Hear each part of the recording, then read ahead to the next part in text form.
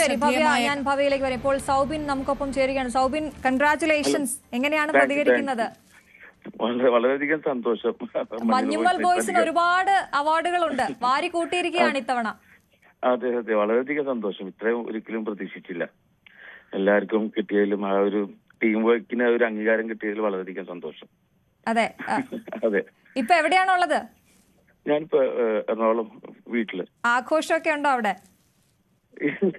ആഘോഷത്തിൽ എല്ലാരും മഞ്ഞുൽ ബോയ്സിലെ എല്ലാ ടീമുകളും പല പല സ്ഥലത്ത് ഷൂട്ടിലാണ്. എന്തായാലും പെട്ടെന്ന് തന്നെ കാണാനുള്ള പരിപാടികൾ നോക്കുന്നു.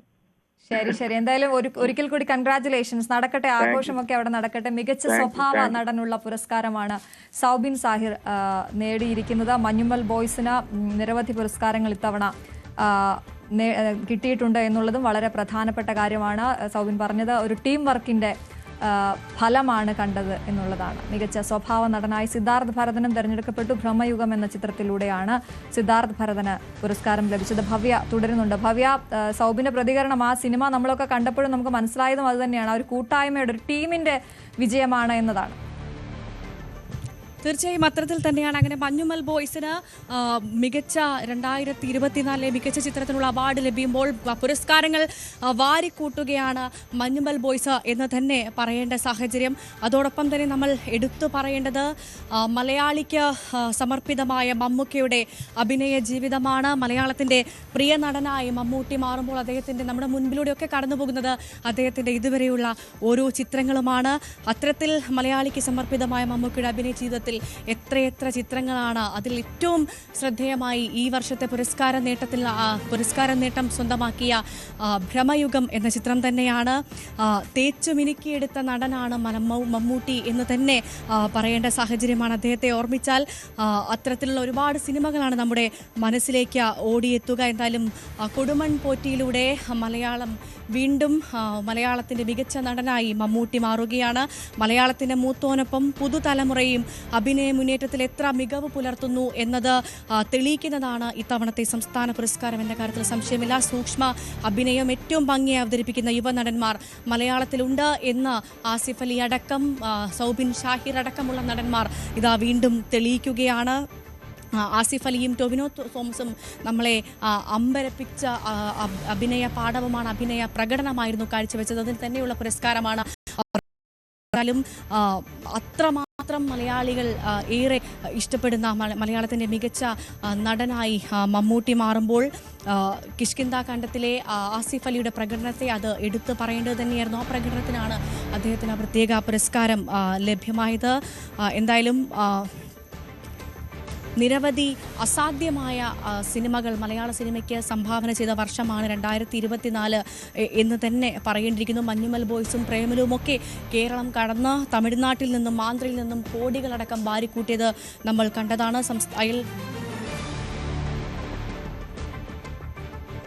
അതാണ് സംസ്ഥാന ചലച്ചിത്ര പുരസ്കാരങ്ങൾ പ്രഖ്യാപിച്ചിരിക്കുന്നു. മമ്മൂട്ടിയാണ് മികച്ച നടൻ. ഭ്രമയുഗത്തിലൂടെ മികച്ച നടനുള്ള പുരസ്കാരം മമ്മൂട്ടിയിലേക്ക് വീണ്ടും എത്തിയിരിക്കുകയാണ്. സംസ്ഥാന പുരസ്കാരം വീണ്ടും മമ്മൂട്ടിയിലേക്ക് എത്തിയിരിക്കുന്നു. ടൊവിനോ തോമസിന് പ്രത്യേക ജൂറി പരാമർശമുണ്ട്. മികച്ച നടിയായി ഫെമിനിച്ചി ഫാത്തിമയിലൂടെ ഷംല ഹംസ തെരഞ്ഞെടുക്കപ്പെട്ടിരിക്കുകയാണ്. മികച്ച ചിത്രം മഞ്ഞുമ്മൽ ബോയ്സ് ആണ്. മികച്ച ജനപ്രിയ ചിത്രം പ്രേമലുവാണ്.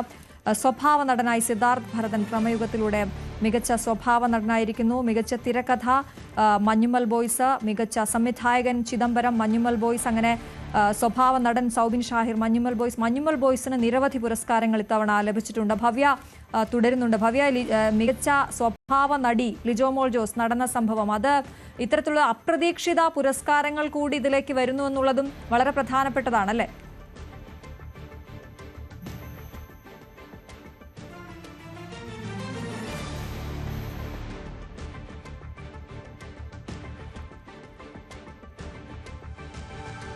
സംസ്ഥാന ചലച്ചിത്ര പുരസ്കാരങ്ങൾ പ്രഖ്യാപിച്ചിരിക്കുകയാണ്. ഇപ്പോൾ ആർ കിരൺ ബാബു നമുക്കൊപ്പം ചേരും, പ്രേക്ഷകരിലേക്ക് എത്തും. എന്തായാലും വേടൻ ഗാനരചയിതാവ്, മികച്ച ഗാനരചയിതാവ് എന്ന രീതിയിൽ വേടൻ തെരഞ്ഞെടുക്കപ്പെട്ടിരിക്കുന്നു. മഞ്ഞുമ്മൽ ബോയ്സിലെ വിയർപ്പ് തുന്നിയിട്ട കുപ്പായം എന്ന ആ ഗാനം, അതിന് ഇപ്പോൾ പുരസ്കാരം ലഭിച്ചിരിക്കുകയാണ്. അത്തരത്തിൽ നിരവധി ഇനി ചർച്ച ചെയ്യപ്പെടാൻ പോകുന്ന പുരസ്കാരങ്ങൾ നിരവധിയാണ്. ഇതിൽ ബൊഗൈൻ വില്ലയിലെയും മഞ്ഞുമ്മൽ ബോയ്സിലെയും ഗാനത്തിന് സുഷിൻ ശ്യാമിനാണ് പുരസ്കാരം ലഭിച്ചിരിക്കുന്നത്, സംഗീത സംവിധായകനുള്ള.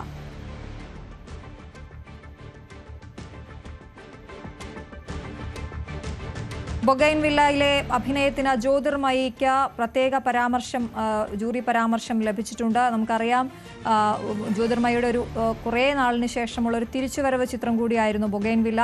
അതിൽ നൃത്ത സംവിധാനത്തിനും ബൊഗൈൻവില്ലയ്ക്കാണ് പുരസ്കാരം ലഭിച്ചിരിക്കുന്നത്. മികച്ച നടിയായി ഫെമിനിച്ചെ ഫാത്തിമയിലൂടെ ഷംല ഹംസ തെരഞ്ഞെടുക്കപ്പെട്ടിരിക്കുകയാണ്. ഭവ്യ തുടരുന്നുണ്ട്. ഭവ്യ, നിരവധി നമ്മൾ ഈ അവസാന പട്ടിക എന്ന രീതിയിൽ ചർച്ച ചെയ്യപ്പെടുന്നതിനപ്പുറത്തേക്ക് പല പുരസ്കാരങ്ങളും, ഉദാഹരണത്തിന് സ്വഭാവ നടി ലിജോ മോളിലേക്കൊക്കെ പോയിരിക്കുന്നു. അത്തരത്തിൽ നിരവധി നേരത്തെ പറഞ്ഞ ജൂറിയുടെ അന്തിമ തീരുമാനം അതിലേക്ക് എത്തുമ്പോൾ അങ്ങനെ നമ്മൾ പ്രതീക്ഷിക്കാത്ത ചിത്രങ്ങൾ കൂടി കടന്നു വന്നിരിക്കുന്നു. തീർച്ചയായും നമുക്ക് ചലച്ചിത്ര അവാർഡുകൾ ഒന്ന് പരിശോധിക്കാം. അശ്വതി, അത് ഇങ്ങനെയാണ്. മികച്ച ചലച്ചിത്രം പെൺപാട്ട് താരകൾ CS മീനാക്ഷിയാണ് അർഹയായത്. മികച്ച ചലച്ചിത്ര ലേഖനം മറയുന്ന 4 കെട്ടുകൾ ഡോക്ടർ വത്സൻ വാതുശ്ശേരിയുടേതാണ്. പ്രത്യേക ജൂറി പരാമർശമുള്ള സിനിമ പാരഡൈസ് സംവിധാനം ചെയ്തിരിക്കുന്നത് പ്രസജ്ഞ വിത്തനാഗയാണ്. മികച്ച വിഷ്വൽ എഫക്റ്റ് നോക്കുമ്പോൾ ജിതിൻ ലാൽ, ആൽബർട്ട് അനിത മുഖർജിയാണ്. നവാഗത സംവിധായകൻ ഫാസിൽ മുഹമ്മദാണ്. അത് മികച്ച നടിയായി തെരഞ്ഞെടുക്കപ്പെട്ട ഷംല അഭിനയിച്ച ഫെമിനിച്ചെ ഫാത്തിമ എന്ന സിനിമയ്ക്ക് തന്നെയാണ് അദ്ദേഹത്തിന് മികച്ച സംവിധായകനായി, മികച്ച നവാഗത സംവിധായകനായി ഫാസിൽ മുഹമ്മദിനെ തെരഞ്ഞെടുത്തത്. മികച്ച ജനപ്രീതിയുള്ള ചിത്രം അത് പ്രേമലുവാണ്. നമ്മൾ പ്രേമലുവിനെ കുറിച്ച് നേരത്തെ സംസാരിച്ചതാണ്. മലയാളവും കടന്ന് തെലുങ്കും കടന്ന് കന്നഡയും കടന്ന് അത്രമാത്രം കളക്ഷനുകൾ വാരിക്കൂട്ടി മലയാളത്തിൻ്റെ പേര് വാനോളം ഉയർത്തിയ ഒരു ജനപ്രിയ കൊമേഴ്ഷ്യൽ ചിത്രമായിരുന്നു പ്രേമലു. ആ പ്രേമലു ആണ് ജനപ്രിയ ചിത്രമായി തിരഞ്ഞെടുക്കപ്പെട്ടത്. നൃത്ത സംവിധാനത്തിൽ സുമേഷ് സുന്ദറാണ് പുരസ്കാരത്തിന് അർഹനായത്. ബൊഗൈൻവില്ല എന്ന ചിത്രത്തിനാണ് അദ്ദേഹത്തിന് പുരസ്കാരം ലഭിച്ചത്.